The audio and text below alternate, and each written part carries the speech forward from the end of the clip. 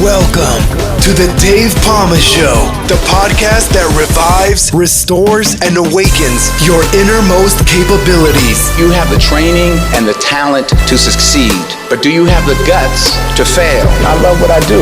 When you love what you do, you want to be the best at it. Today is about the power of you. You will change the world. Find your path to success through the journey of those who have succeeded. And now, your host, Dave Palma. Hi, welcome back to the Dave Palma Show.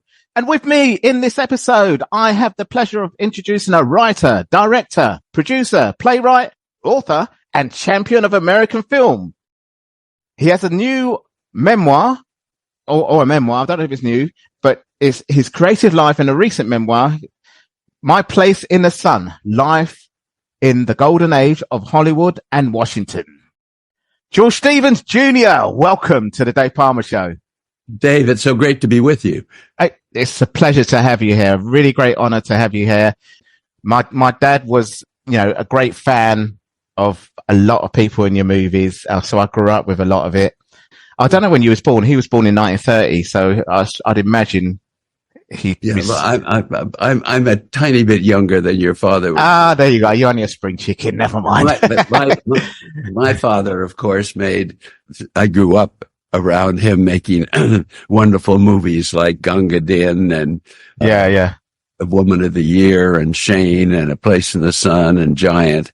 And so I have that kind of legacy and the wonderful guidance of a very wise father who had high standards. Yeah. And really nourished my career by pointing me in a lot of good directions.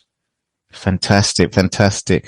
Well, we're going to really go through the memoir, and then when we get to Separate but Equal, this is going to be released on this day of the 70th anniversary of it, which of course there's a special DVD that you've put out, isn't there? Yes, and Turner Classic Movies tomorrow night is going to broadcast Separate but Equal, starring Sidney Poitier. Yeah. Tells the story of Brown versus Board of Education. Yeah. We'll look into that when you're ready. Yeah. I worked as a firefighter for most of my life, and I joined the fire service when 1990, and I think that's the year the film came out, actually. But of course, in my time, especially in the UK, we were talking a lot about Mandela, and obviously there's a lot of civil rights stuff that was still being spoken about and stuff like that. And of course, there was stuff going on in the UK as well. So I was really politically charged by the time I became a firefighter, and I was obviously involved with the trade union. Obviously, your union. Well, I mean, you're a director, but actors union's equity, isn't it? So, it's kind of like, it was like that. So anyway, let's get started. So you've divided your memoir into 7 bits. And I've had a chance to look at all the photographs, which some of it really comes home with me. I saw one photograph when we get onto war where it's got the HMS Belfast, and that's where I grew up as a kid. And my school was only about 3 minutes walk from there. Probably about 10 minutes walk from where I grew up as a kid. So, really? Yeah. And then that's where your dad was stationed, was it? Because I think you showed a picture of him on there. Where are you speaking of? HMS Belfast, the ship. Oh, yes. Yeah. That's where this was pretty much where I lived. I was just playing around there as a kid. It's a museum now. That was the lead ship in the invasion of D-Day. And my father was on that ship with his camera crew. Yeah. Filming on the 6th of June with the stormy sky, all those Americans and British and some French on that heroic day where they crossed the channel and landed on those rugged beaches in Normandy. Yeah. Wow. Yeah. What history. That as I say, that's been that ship. I always see it nearly every day, not every day, but it's like, it was part of the woodwork of everywhere where I was around. I lived right there. So that's why. But listen, we're talking about your father, but let's move back a bit with your memoir and talk about, just go into what roughly you've put in it. So part one is about family. I mean, what can you tell me about? Well, it's just that my great grandmother was named Georgia Woodthorpe. Yeah. She was an actress in San Francisco, and she became a star very young. And she is the youngest Ophelia to ever play to Edwin Booth, America's greatest Shakespeare. She's his youngest Ophelia. And she started 5 generations of Stevenses in show business. Her daughter, Georgie Cooper, was an actress, and she married Lander Stevens, and they had a little boy named George Stevens, and he of course was my father. My mother's mother was a silent film star, a comedian, Alice Howell, appeared in the first 5 pictures that Charlie Chaplin made, and then made 100 of her own. So we had a wonderful family legacy. And my father had this idea. I went with him to the Academy Awards in 1952, and he had a picture up for a nomination, and director Joseph L. Mankiewicz came out and read the nominees. And that year they were John Huston for The African Queen, William Wyler for Detective Story, Vincent Minnelli for An American in Paris, Elia Kazan for A Streetcar Named Desire, and George Stevens for A Place in the Sun, the film with Montgomery Clift and Elizabeth Taylor. Yeah. And father won that night in the midst of that classy company of competitors. And on the way home that night, he was driving the car, and the Oscar was on the seat between us. And he said to me, I was about 17, he said, "We'll have a better idea of what kind of a picture this is in about 25 years. And on that night of great triumph, he had this sense that what really mattered was the test of time, and whether a picture would be interesting to an audience in later years. And now A Place in the Sun at age 70 is being shown regularly. So I grew up with this idea of the test of time, and that the important thing is how art lasts. Yeah. Well, I mean, I looked at the photos in your memoirs, and it's amazing how you have so many photos still from that far back, really. I mean, I suppose photo cameras was more the big thing those days than now, obviously, with everyone's on their mobile phones now, aren't they, really? Everything's digital. And my father's mother gave him a box Brownie camera when he was 7 years old. Yeah, I saw that, yeah. And that led to this person that people remember. Yeah. So obviously your dad then got involved with movie making, probably from that camera given to him, because that tends to what happens. It kind of get you hooked on something for the rest of your life. I mean, I got a pair of spikes when I was 12. I was winning races in my elementary, you call it, but we call it primary school when I was 10. And then I just did track and field. And then I, obviously with my fitness and interest in that, I became a firefighter as well, but did other things like this podcast. All through a pair of spikes. All through a pair of running spikes, yeah. So that's how it happens, isn't it, really? And Muhammad Ali, who you've met as well, I've seen the photos of Muhammad Ali and you, but he was gonna beat someone up because someone stole his bike, and he went in the police station and he said, "Don't do that." The police officer got him into boxing, and then he was the actual boxer of that club, trainer. It was his trainer to begin with. So that's what gets you hooked. But for your dad, it was that camera, wasn't it? Yes. Yeah. Fantastic. So anyway, moving on, because obviously we've got the time constraints here. We'll go into your memoir, Onto War, because we did speak a bit about it and him being on the HMS Belfast, because it was home to me. But what was going on during that period? Because that was something that was very well spoken about. He was beyond draft age when the war started. Oh, okay. Yeah. One night he was in a screening room in Hollywood, and he saw Leni Riefenstahl's documentaries that showed Hitler and his might and the Third Reich. And my father decided he couldn't spend the war in to do what he could for the war effort. So General Eisenhower made him head of combat photography for the war in Europe. And as I said, they went in on D-Day, and he went all through the war in a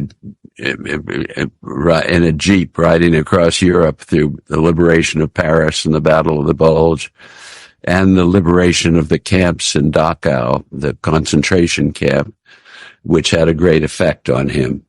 Yeah.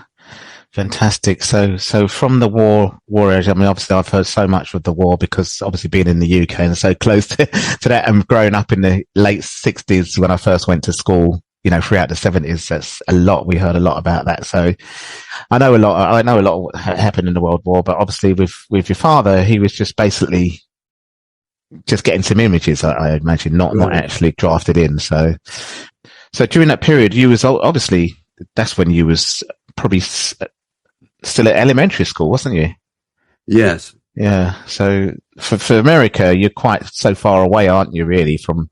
Yes. You know, we used to listen to Edward R. Murrow, a wonderful radio correspondent. He would say, "This is London." And he'd be broadcasting to us in the United States from the roof of a building in London during the Blitz. And we had this tremendous sense of what Great Britain was going through at that time through those radio broadcasts. Yeah. Fantastic. Okay. Well, we'll move on from war because, as I say, we want people to pick up the memoir and read the rest of it. And it's got some amazing pictures in there, which most of them probably your dad took, and then probably the later ones in the memoir you've probably taken or got from other people. Right. Is that right? Yes. Yeah. So now let's move on to the real crunchy bit, which is obviously movies, which is your field. So after the war, obviously, you're probably grown up by then. So did you get into movies then, or was it your dad's? And because obviously your mum was into movies and theatre as well. I saw some pictures of her being 7 years old. So in theatre. No, I worked with my father on Shane and out in Jackson Hole where we shot that wonderful Western with the beautiful skies. I remember those Westerns, yeah. And Giant. And then Diary of Anne Frank, which, you know, my father, having been to the war and been to Dachau, to tell that story of the Jewish family and hiding. And then I kind of carved out my own life and went to work for President Kennedy, making documentaries. Wow. In his year for showing overseas. And that led to me founding the American Film Institute, which I ran for many years and I'm still involved with. And then I went into my own career of making movies and television programs. Yeah. Well, we can probably fast forward to a lot of that. I mean, I've seen, as I say, the pictures of you working with Elizabeth Taylor and quite a lot of Fred Astaire, I think. Quite a lot. He made Swing Time, which is, many say, the best of the Astaire Rogers pictures. He did that, yes. Yeah, so these are all films that I was watching when I was a kid. They were still being played big time, and I think I saw a picture of Lauren Hardy, but I don't think he had anything to do with that. I think that was just more inspiration. He started out as the cameraman. Oh, did he? Which one, Ollie or Stan? For both of them. Oh, really? Oh, okay. I didn't know that. The team. Yeah. Okay, I didn't know that. All right. Yeah, we used to watch those movies, and also Charlie Chaplin as well. Actually, he was actually British, wasn't he? Yes. Yeah. So I saw in your I mean, obviously, there's a lot of movies and a lot of things involved. Obviously, you can imagine, you know, the status you were with the amount of awards you've won and the amazing things you've done in America, well, around the world actually, because you have traveled. And I know you used to live in London for a while, and you've traveled to Paris. Tell us a bit about that. Well, when I was for President Kennedy, part of my responsibility was American representation at film festivals. Yeah. And I was a bachelor, and I had a nice job of going to the Cannes Film Festival and the Venice. Yeah, well, yeah. And then I led our delegation to the Moscow Film Festival. Yeah, I saw the pictures of that. It was controversial at the time. Of course, the war was going on. So I have enjoyed the international aspect of movies. Yeah. Yeah. I mean, I've been to Moscow twice actually, but that was, obviously in the 21st century, the beginning of the 21st century. I went there in Cuba actually. And obviously the time when you would have gone to Moscow, if you'd ever gone to Cuba, I think there's probably just Americans allowed to go there, but they weren't when I was there. It's big problems, wasn't it really? So, well, and yes, I led a delegation to Cuba in 2015. Yeah. During the Obama administration, after President Obama. Yeah, because you met with Castro. Oh, you did? Okay. Yeah. And fantastic. Then Hugo, obviously. It was Hugo because Fidel, I think he died then, or he was very sick when I got there. What year were you there? 2011. Right. Yes. Oh, he might have died. I can't remember. I don't want to say it in a horrible way, but anyway, Obama did this rapprochement with Cuba, and then we took a delegation of artists. Yeah. Oh, okay. Smokey Robinson and Usher. Okay. Wonderful group of people. Okay. Dave Matthews.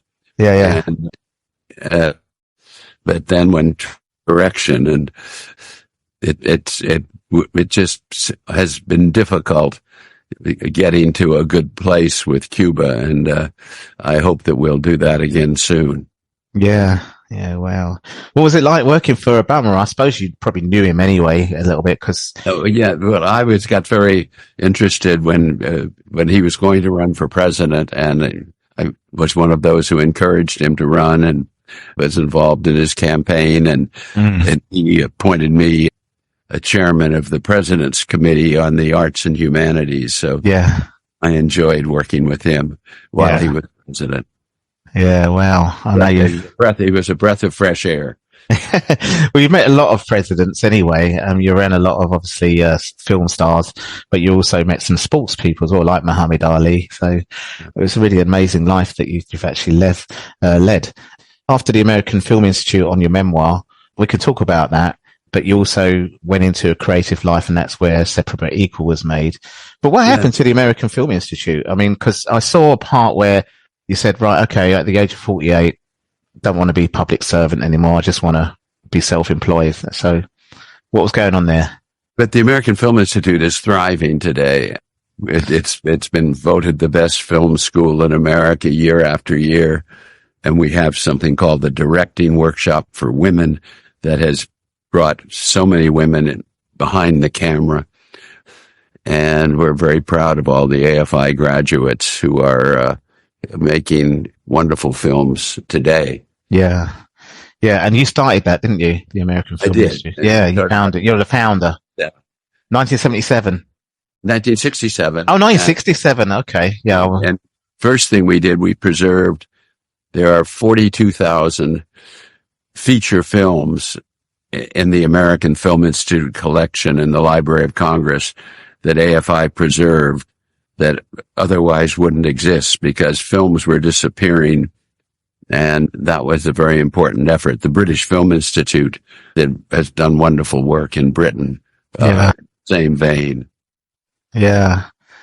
So while you was at the American Film Institute, because I believe that was based in Washington. Based in Washington and Los Angeles. Oh, it was. Okay. Because I'm looking at AFI Conservatory, where the filmmakers learn and are trained, is in Los Angeles. Okay. Yeah. Well, that makes sense, doesn't it, really? Because that's the entertainment capital of the world, isn't it? It still is, really. Right. So, and all of the another book of mine was called The Great Filmmakers of Hollywood's Golden Age, in which I took the seminars we did at AFI with Harold Lloyd and Billy Wilder and William Wyler and Frank Capra and Fellini and put them all into a book, which is sort of a Bible of filmmakers talking about their own work. Yeah.